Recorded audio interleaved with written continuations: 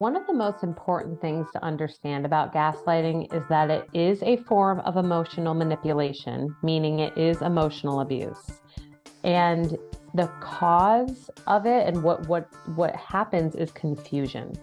There's going to be a dissonance between what you hear and what you think and feel internally about your life, your experience, the relationship, the dynamic with that person, and what is actually happening. Hi, everybody. I am Sandy Weiner. Welcome back to Last First Date Radio, where we believe it is never too late to go on your last first date and to support you on your journey to love. I have written two books. The first one is called Becoming a Woman of Value, How to Thrive in Life and Love.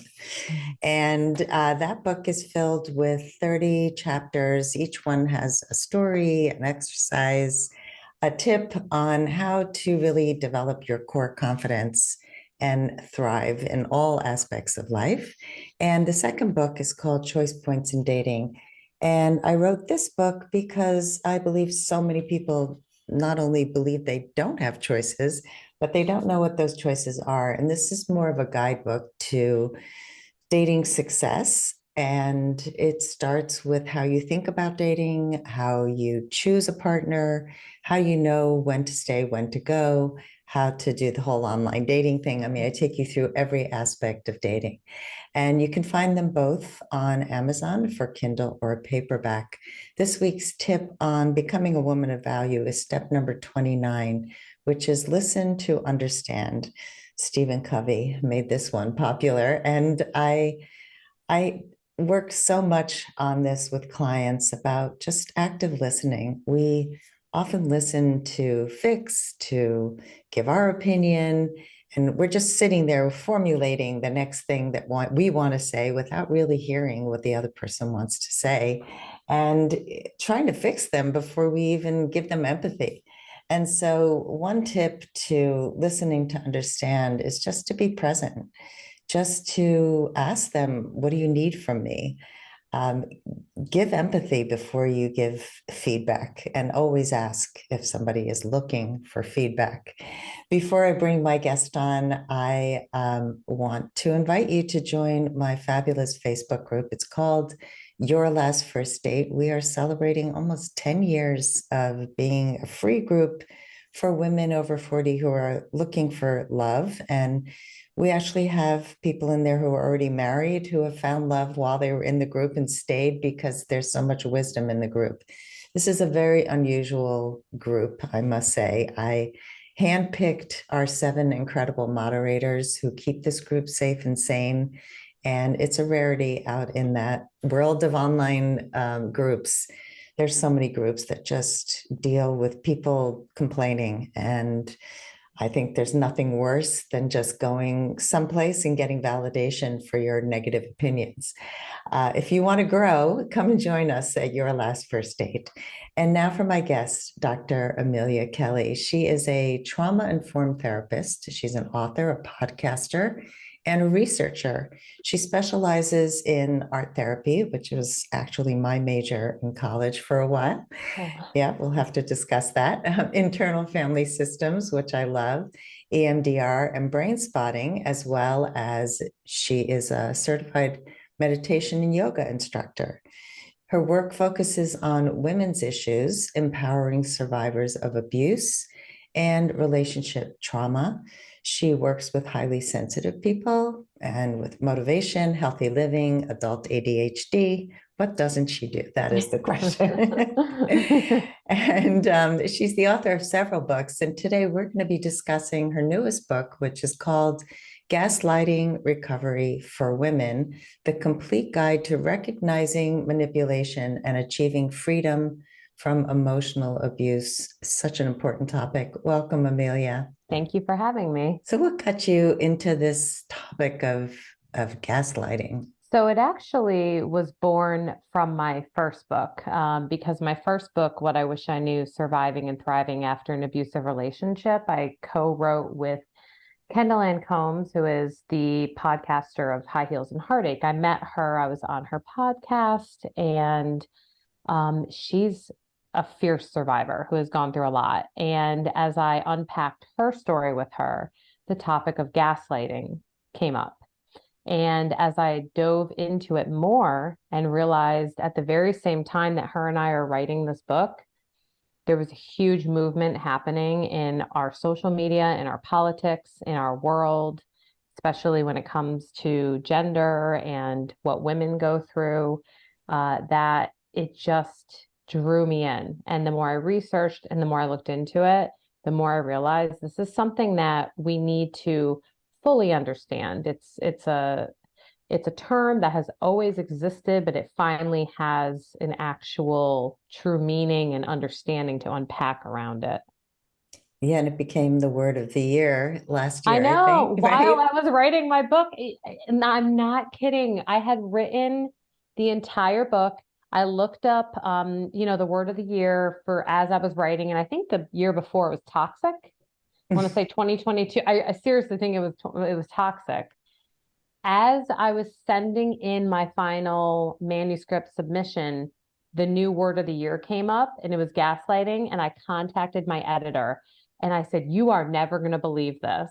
And so we went back into the book and reworked a whole entire section because of that. Wow, Yeah. amazing. So in real time.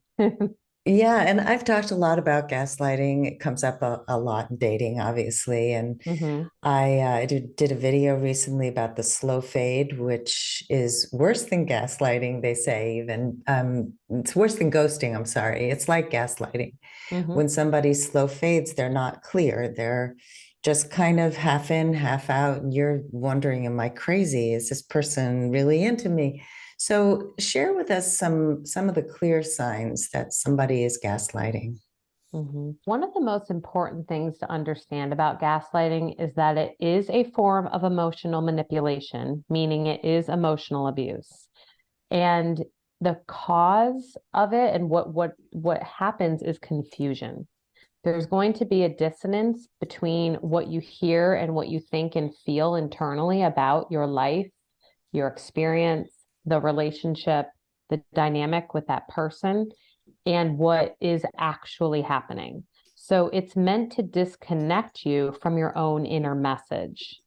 That is very different than what some people might confuse gaslighting to be, which we should definitely unpack today. What is not gaslighting? Yeah. So give us some of the signs of the specific signs of gaslighting, what it is. So it's you're Okay. saying it's a form of emotional abuse, dissonance, makes you question yourself. So there are so many different forms that gaslighting can take, different tactics that can be used. I highlighted all of them that I could muster into the book, but to give you some examples, it can look like withholding information. It can look like outright denial. That is one of the most jarring ones when you can have proof of something right in front of you, and the gaslighter will adamantly refuse or deny that something has happened. And this is after they have already established some level of either trust or power over you so that you would have reason to question whether or not what they're saying might be the case. So an example would be in an intimate relationship, it's going to be that they've established a level of need, connection, love, trust already. So when they outright deny, why would I do something like that to you? I care about you. But you're looking at your text message and you can clearly see that they're lying to you about something, A, B, or C. But they've already established some level of connection, trust, dependency on them. It makes it easier for them to play out these denial patterns. When I was saying the power piece, we can think of medical gaslighting, for instance. We don't necessarily have a loving, trusting relationship with our medical provider, but they play a role of power. They have something we need, they have knowledge we need, or treatment we need. So this puts them in a dynamic where why would we want to question that they don't have our best interest in this scenario? Because they're supposed to be taking care of us.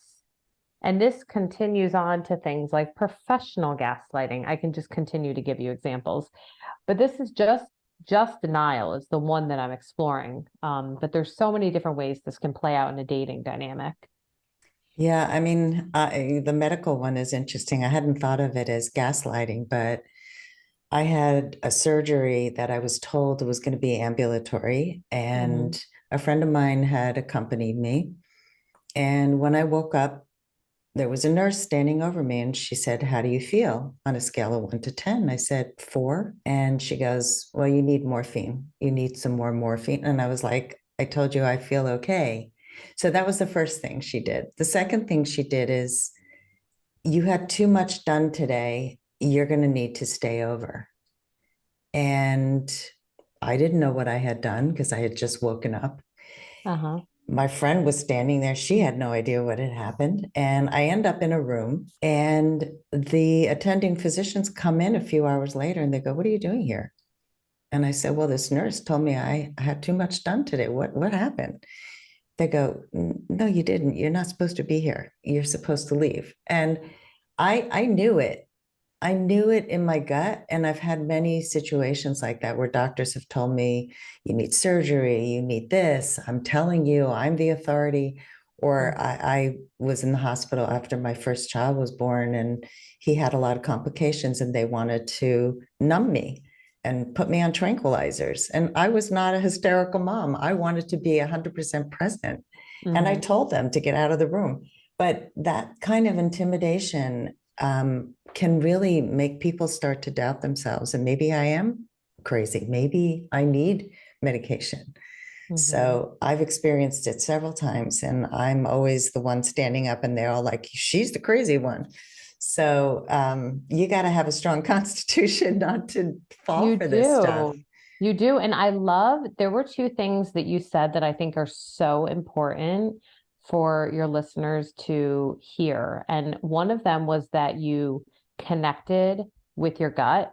You connected with that kind of unlevel, uncertain feeling that gaslighting can make you feel, Mhm. where you double back and you question things, even if you know what you know. So that's amazing that you did that. That's so important. And the second piece was being willing to stand up and say something about it. Because in a medical gaslighting situation, for instance, there are too many people who, I mean, we've been taught you just believe what the medical provider says. It takes a lot to completely disagree or deny or demand that you test me further, or Mhm. you're all allowed to get second, third, fourth, fifth opinions. Yeah. One person's opinion, and I say person deliberately, just because someone's a doctor doesn't mean that they're not a person. No, it was actually the first time in my life where I realized that just because somebody had a Mhm. medical degree didn't mean that they were smarter than I was, Mhm. and certainly common sense. I Yeah. had a lot of that, and it started to give me the confidence to stand up to people in power. I also lodged a complaint with my doctor and with the hospital, by the That's way. Yeah, wonderful. Good for yeah, you. And they to were say not that not surprised. right. And to say that not everyone has the opportunity or the ability or the confidence or the past experience that leads them to believe that it's okay to do that. Hmm. And that's why this empowerment has always been a huge underlying current to all the messages that I want to share or that I write about. And when it comes to gaslighting, I really believe in the empowerment piece underneath it all. Yes, you're speaking my language. Let's take a quick break to hear from our sponsors. This episode is brought to you by Amazon Music Unlimited. You can listen to over 70 million songs and thousands of playlists and stations. Plus, you can now stream your favorite podcasts like Last First Date Radio. You can listen to any song, anytime, anywhere, on any of your devices. Get Amazon Music Unlimited for free for 30 days. Just head on over to getamazonmusic.com/last first date to learn more and claim this offer. I have a specific situation I want to discuss with you, but let's first talk about what is not gaslighting, because I think some things can be confused for gaslighting and they're not. You're absolutely correct. And, I'm even seeing this happen in our social media and reality TV and just entertainment in general. So many examples of someone labeling someone else as gaslighting them when in fact it's not the case. This is the fundamental thing to understand. Gaslighting is not synonymous with just having human conflict. Human conflict is not gaslighting. So disagreeing, remembering things, genuinely remembering things differently, having a different perspective, not liking what someone says to you. These are not fundamental portions or parts of gaslighting, because we are going to be in conflict as humans. It just happens. So understanding that just because someone is not seeing something the way that you are seeing something, it does not mean they're gaslighting you.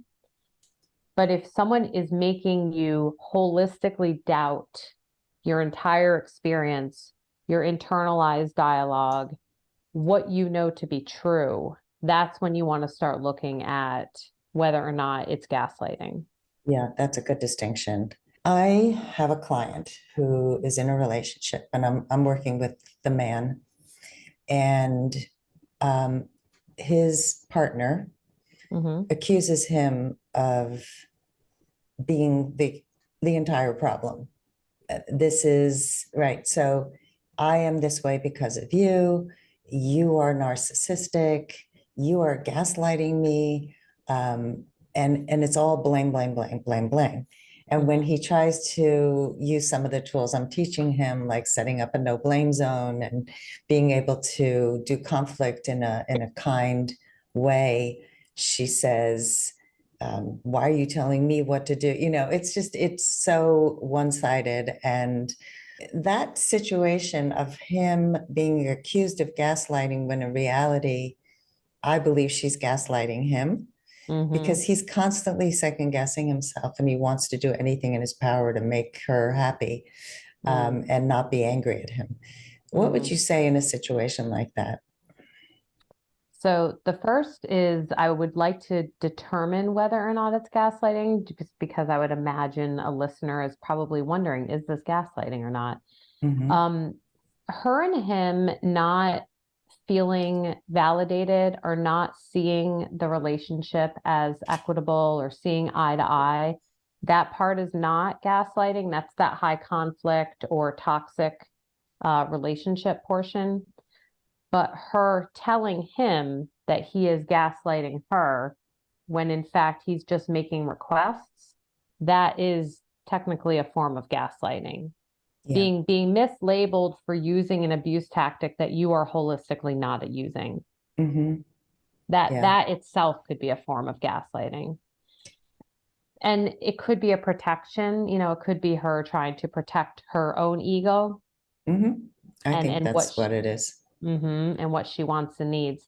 If she's not trying to control, distort, or overpower him in any other ways, to me, it's also kind of pointing more towards toxic relationship as Mm-hmm. well, as opposed to the malicious nature that gaslighting can sometimes take. Yeah, it's you don't know how to treat me. You are not empathic. You don't do this. You don't do that. You always do this. You never do that. It's Mm. every argument ends up in that same thing, and he just takes her yelling at him for like 2 hours at a time. And I Yeah. say to him, you cannot sit there for 2 hours and be yelled at. That's abusive, and Right. you're allowing abuse. And Right. so you need to set up agreements about how you're going to get up and walk out of the room when she talks to you that way. Right. But it's nothing's changing. And it's just so sad to Right. hear he desperately wants this to work. And you can't have only one person making changes. No, and if she, I mean, she sounds like she's portraying some insecure narcissistic behaviors. Mm-hmm. And if she is consistently never to blame, if he is always to blame, if there is a lot of projection, those are going to be some of the gaslighting tactics that narcissists will commonly employ. Right. and then call you a narcissist. All Mhm. right, so let's go through some of the tools you teach to affect change when people are gaslighting or Mhm. other manipulative tactics. We've discussed a few. Mhm. So, one of the most important things, and I think we're touching on it at the beginning, is identifying that it's happening. I mean, that is the most important part because gaslighting survives best when it's undetected. So, once it is detected, it's much more difficult for it to be sustained. Now, I say this with the caveat that there are relationships, dynamics, family structures, professional dynamics that sometimes you can't get away from your gaslighter. Whether this be because you're being raised by a parent who gaslights and you're a minor and you can't leave your home, or if you financially can't quit your job and you have a coworker or a superior who's gaslighting you. And so, in those scenarios, finding a safe person, someone that you do trust, someone that you can touch base with about reality, is going to help reconnect you with your ego strength.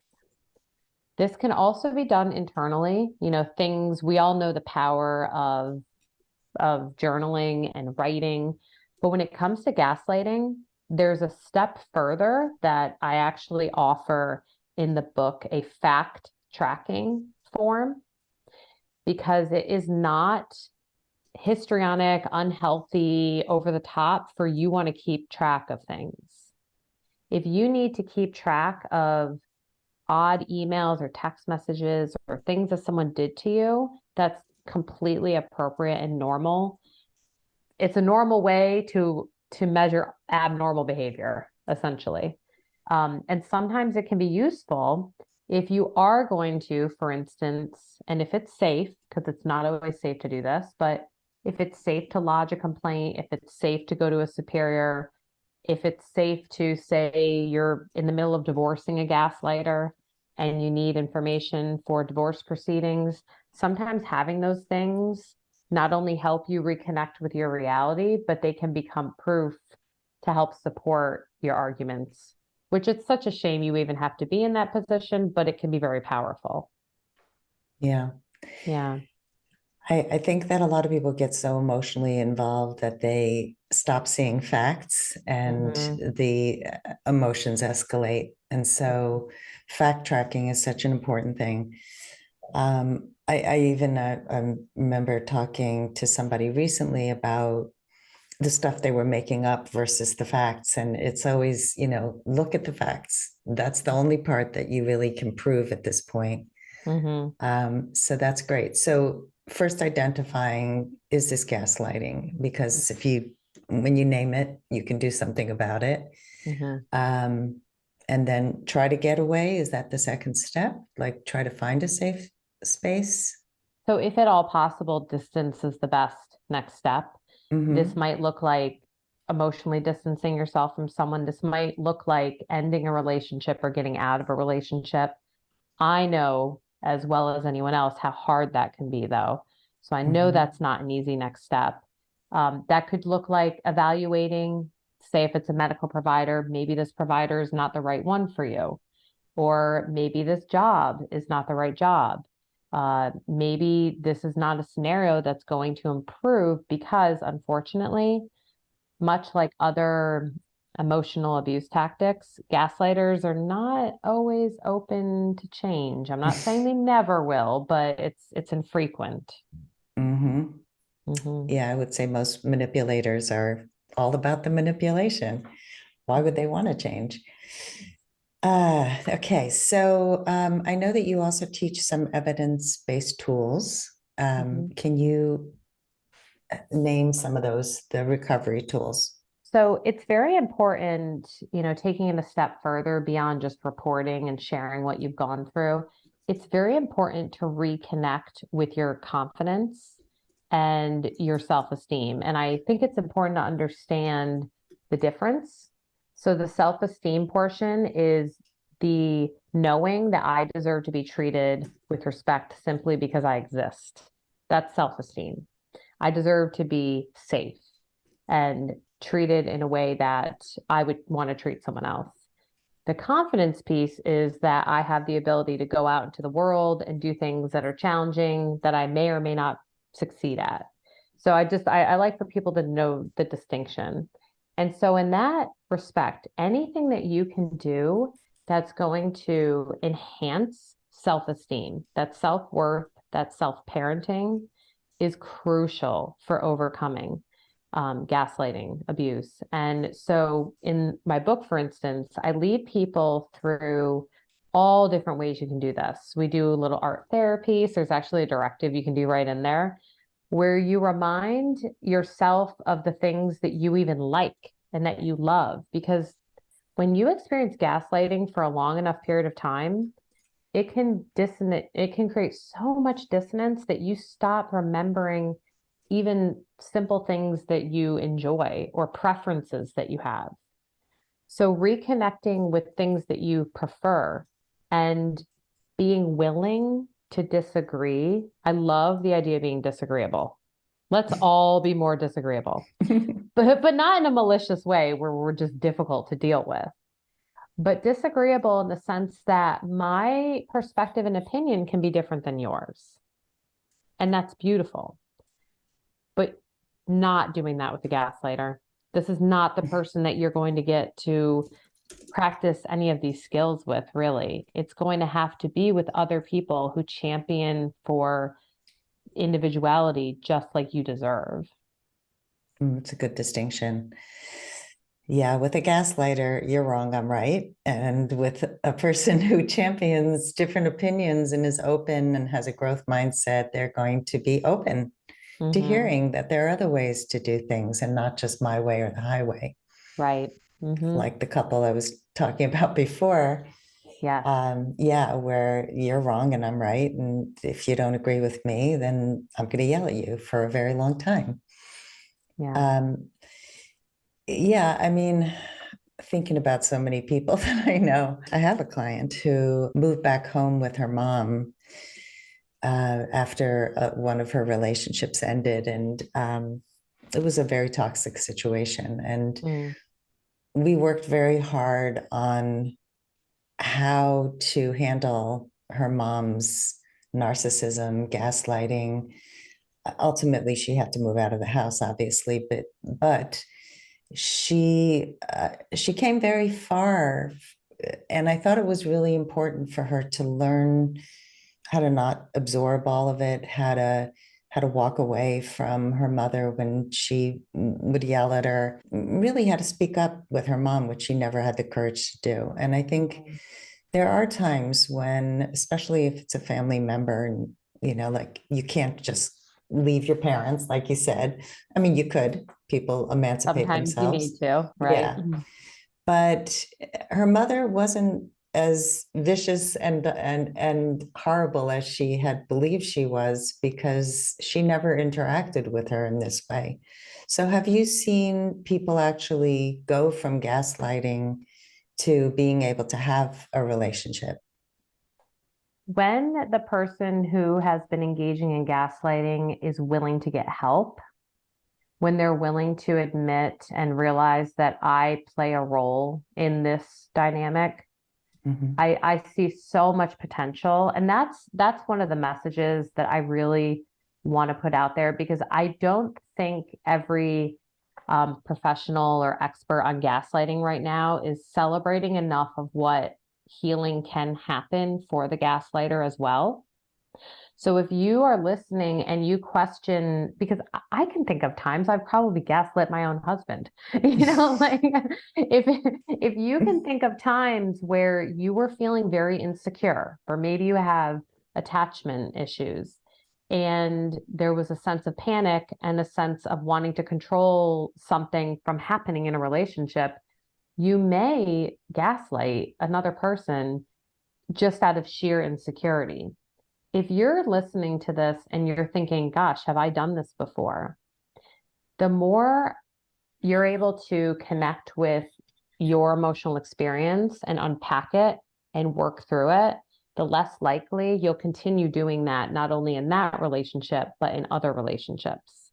I mean, we look at probably all of our favorite movies and stories. They're all the dynamic character who started off the beginning of the movie, probably a jerk or, like very closed-minded, and then something happens. And, sometimes that is kind of what it is. We think of big changes for maybe I think of like substance abuse, for instance. That's a huge change when someone realizes when they hit their rock bottom and they have to start taking inventory and make amends and take the steps to recover. That's kind of what needs to happen with gaslighting. Actually, not kind of, that is what needs to happen with gaslighting as well. You might hit a rock bottom. You might lose enough relationships. You might lose that job that you love. Something might happen where your desire to control others does not pan out the way you hoped. And maybe, just maybe, you hit your rock bottom and you've got to come back up and take those steps. And getting help and finding insight is the most important aspect of that. Yeah, I'm glad you shared that part because I think a lot of people feel that once a gaslighter, always a gaslighter. And Mm-hmm. even narcissism, certain types of narcissism can be healed. And I think that people really need to know that if it's you or someone you know and love, that Mm-hmm.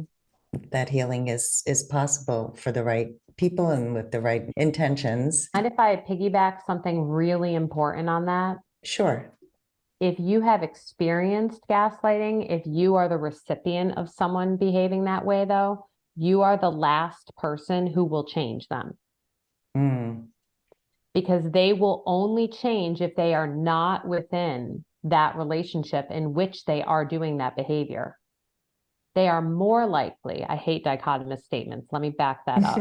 I will not say they will never, but they are less likely to change if they are within the relationship with someone they are abusing. They are more likely to change if they are not, if they lose that, if they have to on their own do the work and the inventory. So you yourself, the person who received the gaslighting, are not going to be the one to change that person, nor is it your responsibility. yeah, and that's what leads to crazy making.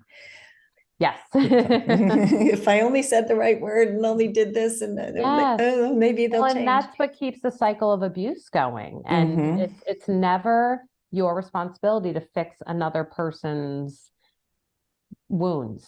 Yes, definitely. I'm watching a movie now. It's called Bad Therapy. I don't know if you've I'm heard gonna of write this. that down. It's on Hulu, and it's with Alicia Silverstone. This woman Oh. plays a therapist who she basically should not be practicing therapy. She was let go Mm. and kicked out of therapy. And she's doing these crazy manipulative things with this couple where she's just saying crazy things. And then she sees them separately and tells them each something so that they turn against each other and they think they should have affairs. And it's like, it gets crazier and crazier and crazier. There's But I nothing okay just, about no, there's that. nothing okay about any of this movie. And in fact, it became so crazy, I had to turn it off. But it made me realize that this is gaslighting. And until we had this conversation, I was just like, this is crazy stuff. But yeah, total Yeah. gaslighting. That's crazy. And I'm going to tell you humorously, my biggest pet peeve about watching therapy in movies and TV, no clients get up and walk around the room. Do you ever notice they always in entertainment? I was watching Virgin River yesterday and Oh Jack got yeah. up and started walking around the room and looking out the window, or Good Will Hunting. Like Mhm. no one does that. People stay in their seats. Like, I can't stand that. It's so funny. Well, bad therapy is everything bad about therapy. You might like that one better. I'll look it up. Um, so, Amelia, this conversation is just so important, and I would love to know what your final words of advice are for anyone who wants to go on their last first date. My favorite thing is leaning back into that disagreeability. Remember from the very beginning, it's okay to have your own emotional individuation. It's okay to like different things, to have different boundaries, different preferences. The more original you are in that last first date, the more likely it's going to be your last first date. Because if you're not original, if you're not holistically yourself, you're just going to continue being a chameleon that's trying to shapeshift to other people. And those relationships eventually, most likely, will not work. So I sometimes tell the story of my first date with my husband, where an hour in, I said, just so you know, I really enjoy my time with my girlfriends, and I'm probably going to go out with them sometimes, and I'm not going to ask your permission. And if that bothers you, I'm probably not the woman for you. And he's like, no, that's cool. So I putting love out that. there, yeah, putting out there how you really feel and what you really think, you put your cards on the table and you see if the other person actually has your hand, so to speak. People should tattoo this onto their foreheads because I see so many relationships fail because of the shape shifting. Oh, And yeah. then they wonder, like, that blindsided me. I don't understand. They told me they weren't ready for a relationship. You're bland. You're basically echoing that person and you're not being you, and you're not Right. going to find the right match. So this is really, really great advice. Thank you. You're welcome. I know that you have a free gift. Can you tell us Mhm. about that? Yes. So if you go onto my Instagram at Dr. Amelia Kelley, and if you're not on Instagram, you can also find me under the same name on Facebook, and Kelly's with an EY, I always like to say. Shoot me a message, give me a like, shoot me a message, and put the name of this podcast or maybe something that you loved about this episode or anything about this episode. And you'll be put in a drawing to win a free copy of Gaslighting Recovery for Women that will be sent to you directly from Penguin Random House, my publisher. And sometimes they put little goodies in there too. Ooh, we love Yes. goodies. Well, thank you so much for coming on the show, for talking about gaslighting and emotional abuse. And really, the bottom line is we're talking about empowerment and not losing yourself to another person. This is something that is so much my mission too. And I love everything that you stand for. So thank you, thank you, thank you. Oh, you're welcome. It was wonderful talking to you. Thank you for having me. You're welcome. Thank you, everybody, for listening today. And if you love our show, please give us a high rating on Apple Podcasts. And as always, here's to your last first date.